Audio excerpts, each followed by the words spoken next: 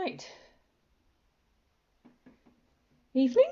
I'm Jane DeVay, and today I want to talk to you about how to recognise anxiety in yourself and in others. So, as I said, anybody out there who doesn't know me, my name's Jane DeVay, and I specialise in helping women struggling with anxiety to move forward, to be happy, confident, and to have a peaceful future. So I was saying how to recognise anxiety.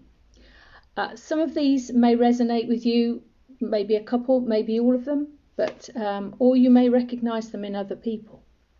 So I start off with eye contact. Eye contact is one that a lot of people don't like, and it might not necessarily just be with strangers.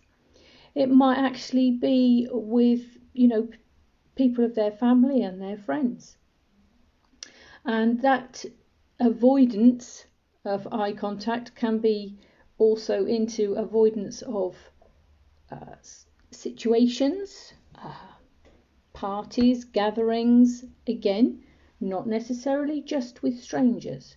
This can be family gatherings or friends' birthday parties. Any sort of avoidance of any sort of large gathering. And then you've got the constant worrying, and that can be worrying about the event that you're supposed to be going to. So constant worrying about what could happen, what might happen, what happens if so and so's there, what if somebody says this. Just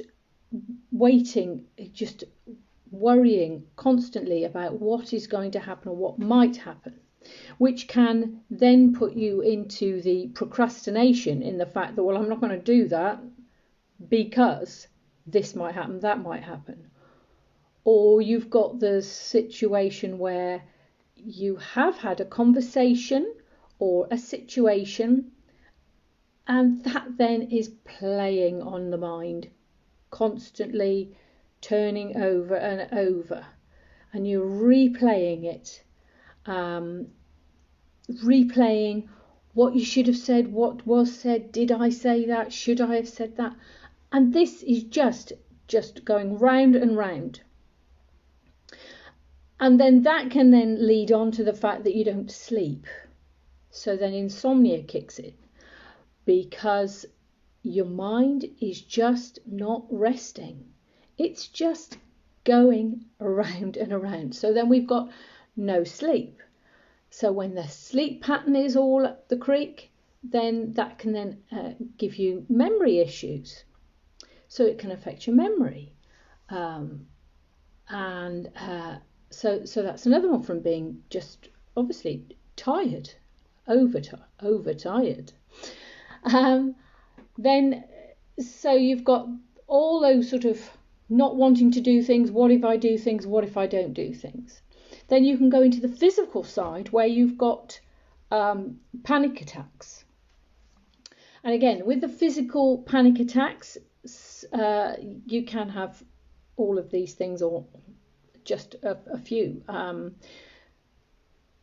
Palpitations, just feeling your heart beating like it's coming out of your body.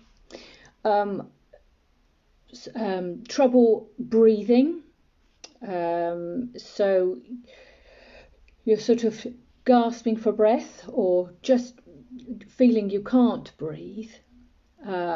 You've got might be just sweaty hands. A lot of people get sweaty hands when they get nervous, but it can be sweating all over your body. It can just be heat, excess heat.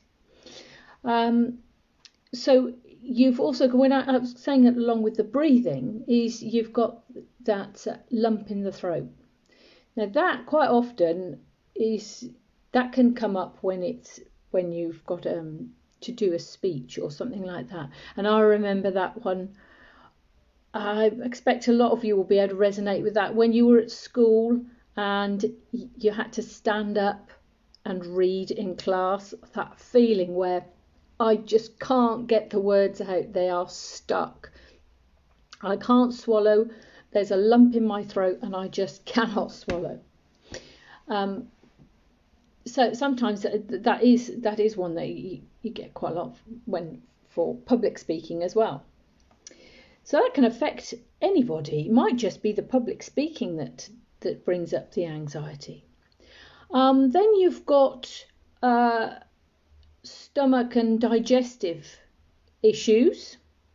And I quite often think that little children, because you feel anxiety in your body, and quite often it is in the stomach. And little children might quite often say, I've got a funny tummy, mummy.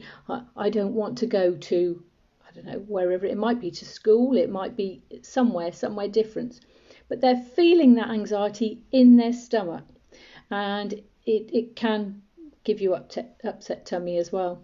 Good excuse then not to go, isn't it? So these things, you may resonate with one or more or none. You may have had them just sometime in your life, and it may not be with you now. But if it is still with you, and you're still struggling, and you're exhausted, and you'd like to dig a little bit deeper, then please contact me. There in the box below, I think there's